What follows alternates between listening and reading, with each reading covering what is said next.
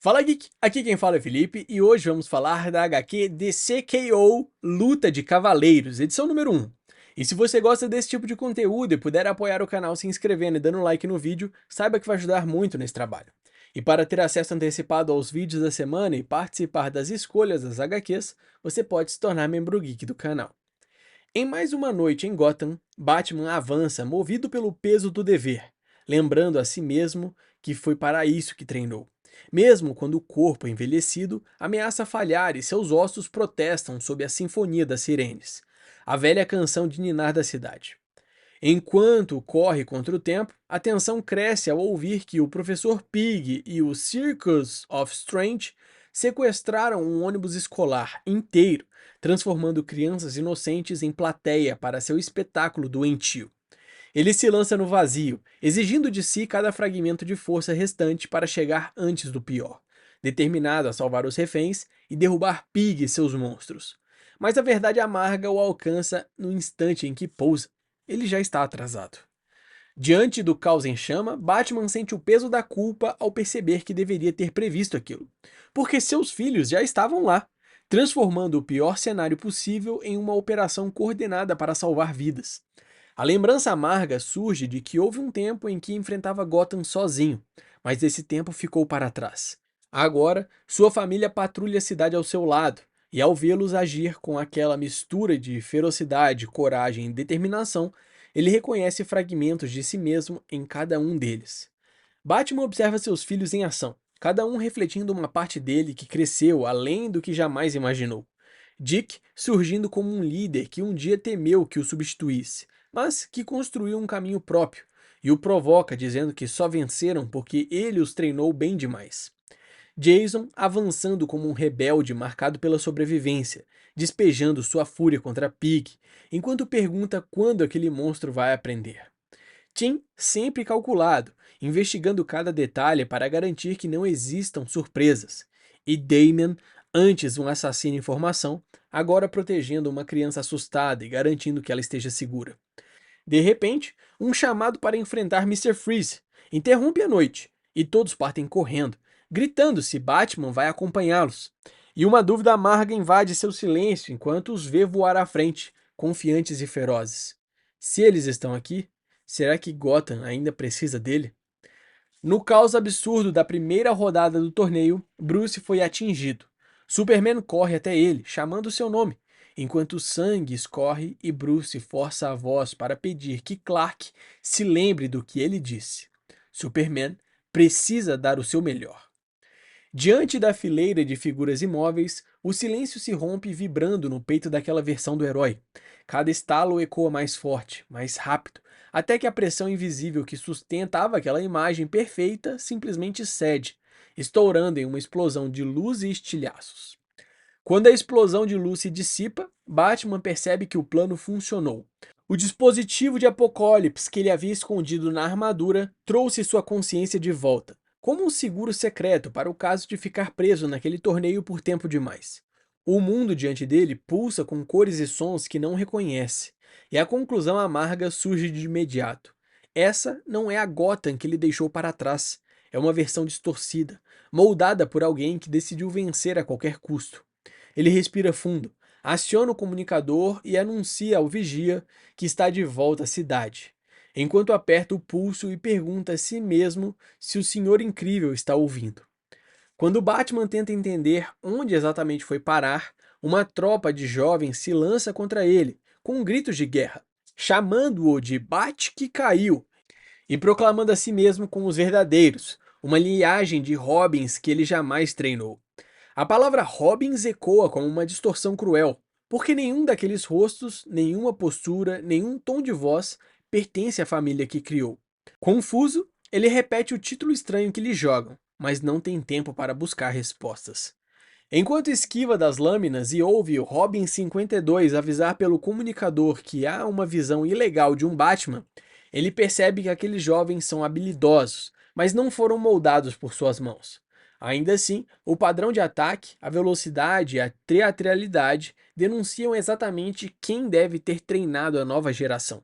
E quando nota que eles não estão tentando derrubá-lo, mas sim guiando-o por entre os telhados de Gotham, Batman decide permitir a perseguição, buscando respostas em cada assalto.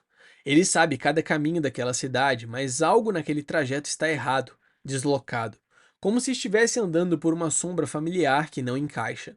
Ainda assim, uma certeza cresce no fundo de sua mente.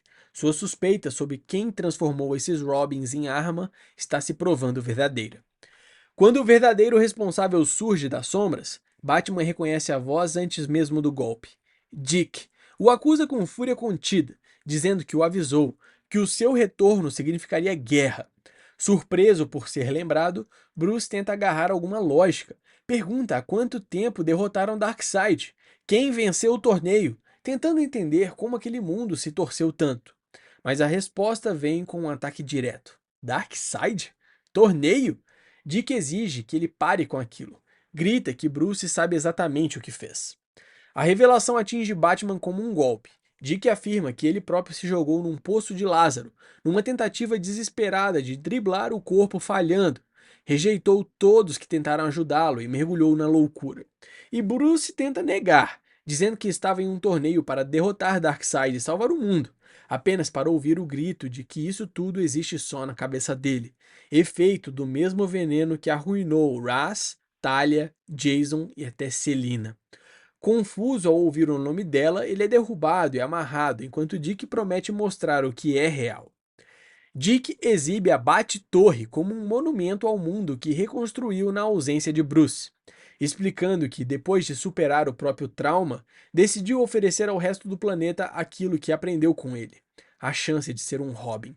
Ele fala sobre equipes treinadas ao redor do globo, sobre um Robin Inc., que floresceu em dezenas de cidades, sobre um sistema de apoio que ultrapassa Gotham e transforma jovens em defensores capazes de enfrentar qualquer ameaça.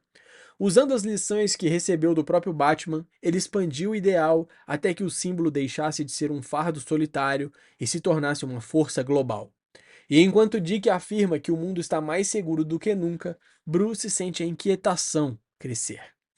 Dick encara Bruce com firmeza, dizendo que a missão dele continua, que Bruce sempre foi controlador demais para dividir o fardo. Então ele fez o que o mentor jamais conseguiu: confiar em outros e expandir o legado. Ele insiste que Bruce poderia parar, poderia finalmente se aposentar, deixando que tudo o que construiu siga adiante em mãos que ele mesmo formou.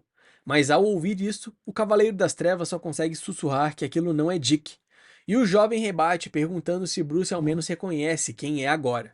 E Bruce responde que esse não era o futuro que queria para seu filho. Bruce tenta explicar que jamais quis que Dick carregasse o mesmo peso, que desejava que ele tivesse sua própria vida, mas a resposta vem afiada. Isso é mentira. Você nunca deixou ninguém dividir o fardo, porque sem o manto você não seria nada. A acusação o atinge fundo e Dick pressiona ainda mais, perguntando se ele teria coragem de deixar qualquer um daqueles Robins se tornar o próximo Batman, expondo o conflito que Bruce nunca admitiu. Quando o silêncio denuncia a verdade, Dick percebe a fuga nos olhos do mentor e avisa que não vai deixá-lo escapar de novo, oferecendo uma última chance para que ele se renda. Mas Bruce ergue os punhos, lembrando quem treinou aquele homem, e Dick sorri com a confiança de quem já venceu essa luta antes. Bruce avança com a promessa rouca de que fará tudo de novo se precisar, mesmo sabendo que nunca quis lutar contra a própria família. Mas Dick se move com a precisão de quem transformou cada lição em algo maior, fluido, calculado, quase inevitável.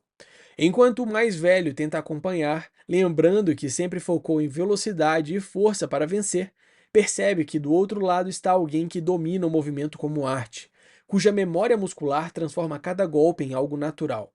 Em meio aos impactos, Dick o provoca dizendo que ele pediu para formar um exército e agora não aguenta enfrentar o primeiro soldado.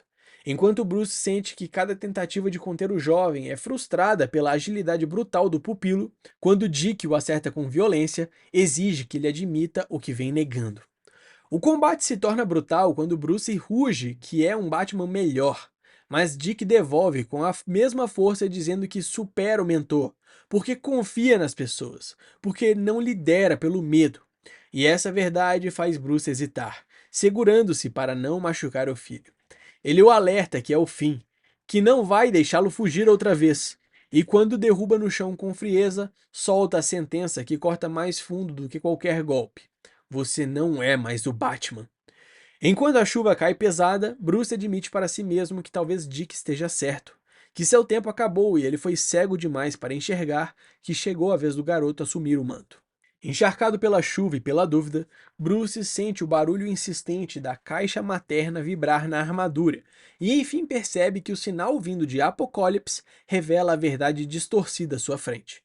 Ele tenta explicar a Dick o que realmente aconteceu no torneio, tenta fazê-lo parar, mas o filho suplica para que ele lute, como se a violência fosse a única língua que restou entre eles.